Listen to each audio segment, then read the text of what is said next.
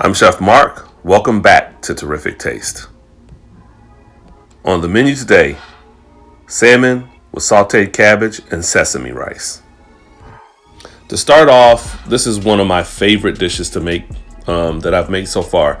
We're going to start off by, as usual, patting dry the skin of the salmon. I got the flesh side down and the skin side up. I'm patting the flesh side completely dry, and then I'm going to, and patting the skin side dry as well. Then I'm going to add my oil to the pan. You're going to use a bit more oil than you think, just because you don't want the salmon to stick to the bottom of the pan and it ruins the presentation and everything else.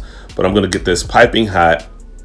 I'm going to do a nice another pat with the fish, and then I'm going to add my salt directly on top of my skin and kind of try to pat that down into the skin as much as I can. You're going to over salt these. The salt will come off in the pan, so you don't have to worry about having a salt monster with the fish. It will come off in the pan.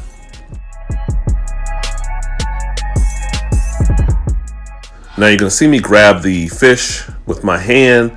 I'm just going to take this. You could use tongs, but you can also use your hand. Just be very careful. Splash it away from you and put it down gently. But you're going to go skin side directly down. What I do with this is I'm kind of making sure my pan is hot enough. Again, once you start adding cold proteins to a hot pan, it does take down the temperature of the pan. So what I decided was the pan wasn't quite hot enough for me to add the other piece of salmon. So I'm going to add that other piece of salmon in a little later. And I kind of want them to cook at the same time. So the thicker piece is always going to cook a lot longer than the thin piece. So it is actually timing that makes it turn out perfectly anyway. So now I'm going to go in. You'll see that other side. I'm splashing this away so I don't splash myself with the oil that's in there. And I'm just going to pat off the top with a rag to let that top dry as well, because I'm going to sear that side in a moment. So I'm going to let them just sit for a little while, make sure I get the brown blistered bottom. I'm going to over salt the top of this as well. And then you're going to watch me or watch the fish sit in the pan. As I say all the time, hurry up and wait. There's no rush to cooking at all, especially good fine cooking. It's always kind of a patience game. So you just want to make sure that you're as patient as you can be.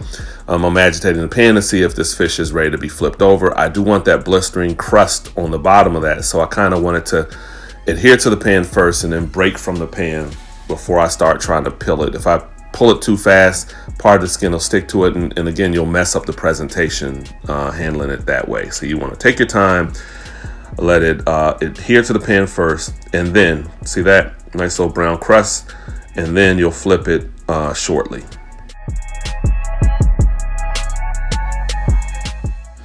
Now that I've determined both sides are ready to be flipped, I'm just gonna go ahead and gently flip them over. I don't want to handle it because I don't want to handle it too roughly, because I don't want it to break apart.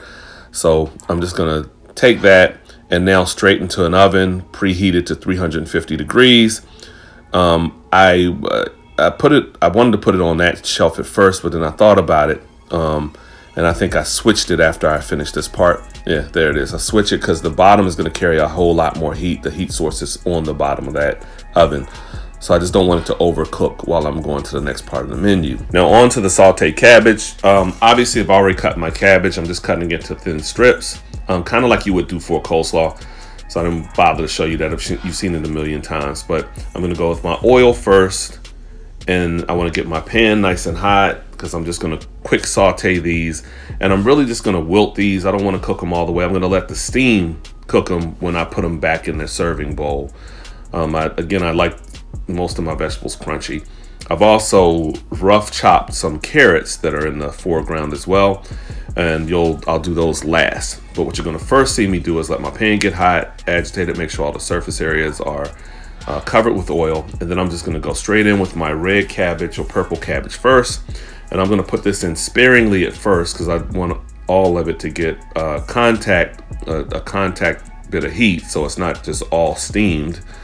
And then I'm just going to flip, and one by one I'm going to add a little more of the red cabbage, and then ultimately the regular cabbage, and then let that saute. I'm going to season this up and season this throughout, because I want seasoning throughout my cabbage. I believe cabbage is about 90% water, so it does require a little more seasoning than normal. You don't have to overdo it with it though. But again, now I'm coming in with my white or green cabbage. I'm just going to put that to the other side. Not that I need to keep them separated, but they do cook at different times. The red cabbage tends to be a little thicker, and in this case it was a little thicker. So I'm just going to try to, again, time it so that I can pull them out at the same time. Again, not worried about overcooking it, because again, the steam is going to continue cooking it once I set it aside. Once I finish the saute process, once I set this in that serving bowl, it's just going to continue to break it down a little bit more. But I don't want it broken down to the point that it's, limp, completely limp. I still want crunch. So you'll see me add a little more salt to this. I'll add the rest of my cabbage, and then you'll see what comes next.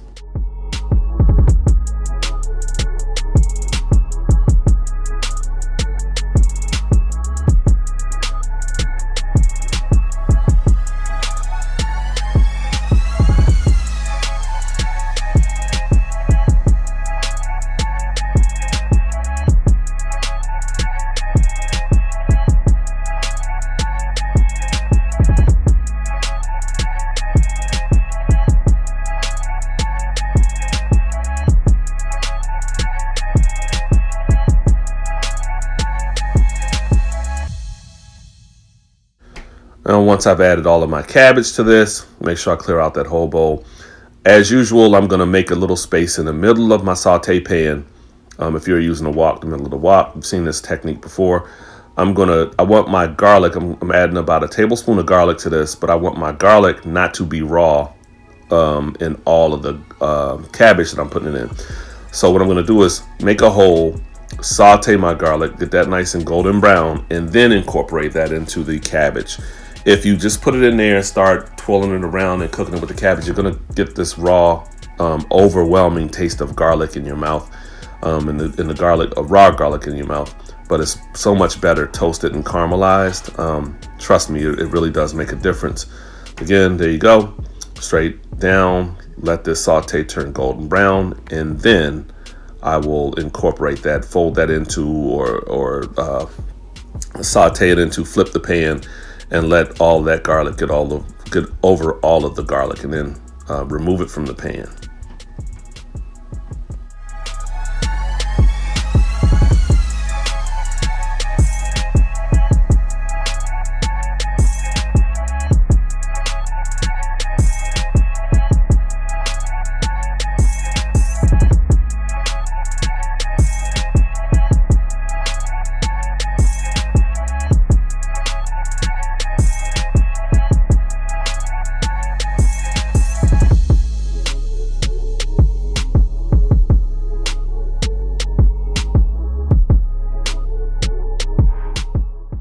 Now, finally, I removed my cabbage, and now I'm going back with that same pan again. It's not a dirty pan. It's the pan that I'm cooking everything else with, and I do want those flavors in there.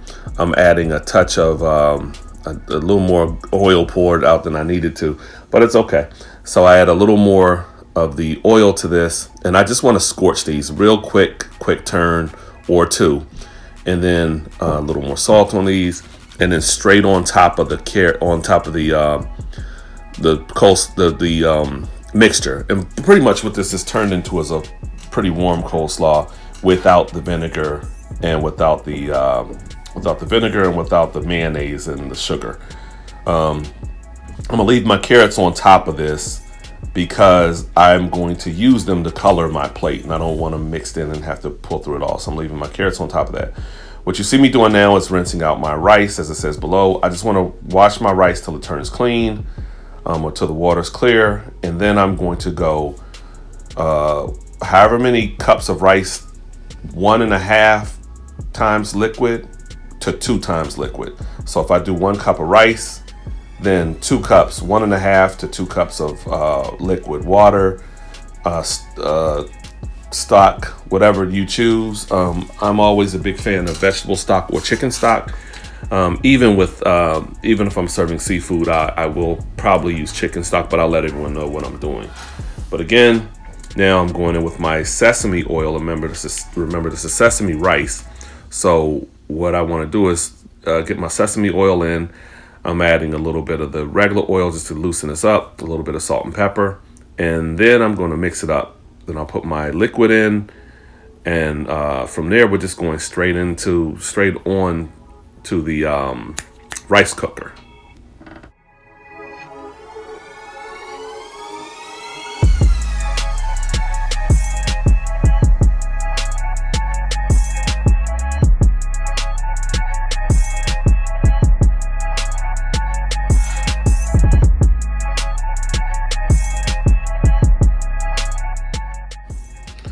So once I've added my seasonings, I'm going to stir to incorporate all of those seasonings together in the rice so they go throughout the rice, not just on top. I'm adding my cut green onions to this as well, just to impart a little more flavor to the rice, and then into the rice cooker it goes.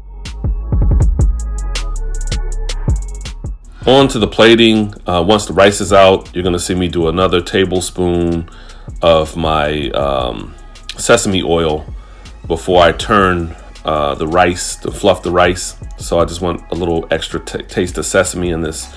So I'm gonna delicately fluff my rice because I don't want it to stick and I don't want it to be gummy. So delicately fluff this. For the plating, you'll see me go straight in the center of the plate with the rice. And that'll come up in a second.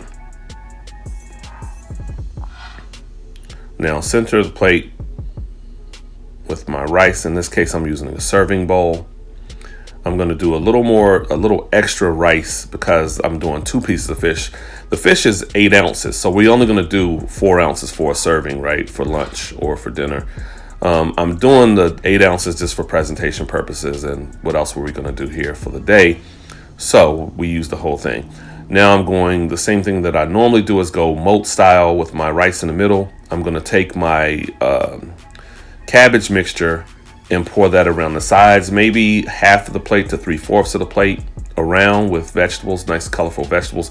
Again, I wanted to leave those carrots on top because it just makes it easier to kind of color the plate and gives a more beautiful presentation, and it keeps those carrots nice and crunchy. I added a little more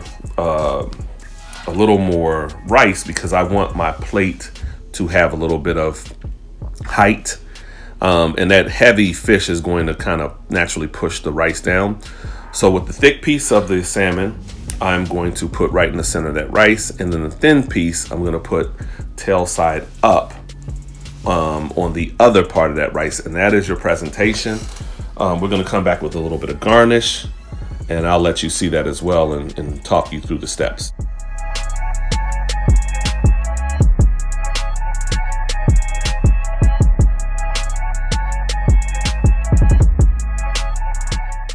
So for my garnish, I cut some really pencil thin strips of red onion because I like the color, and I thought it would kind of highlight the colors that we already had. So 4 little strips there, very thin.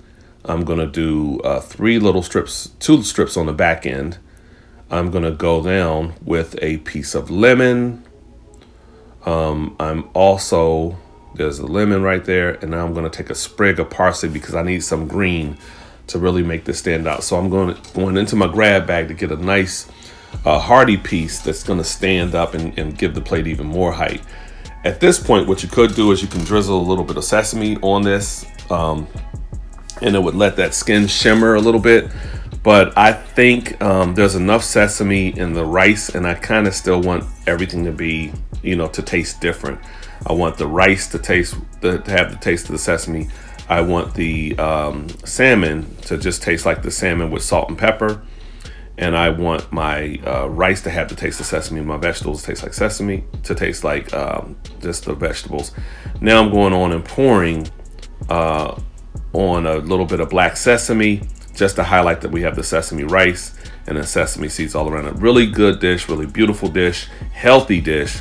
And if you do it the right way, quite affordable. And there you have it again. Seared salmon, sauteed cabbage with sesame rice. Thank you for joining us. We'll see you next time.